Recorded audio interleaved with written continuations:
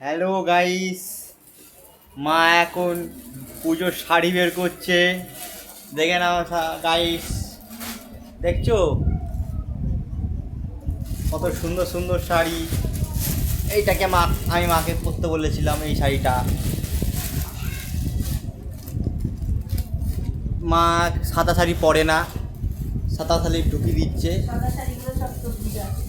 এই যে এত সুন্দর শাড়ি দেখো গাইস, এত সুন্দর সুন্দর শাড়ি আছে কিন্তু পরার লোক নেই।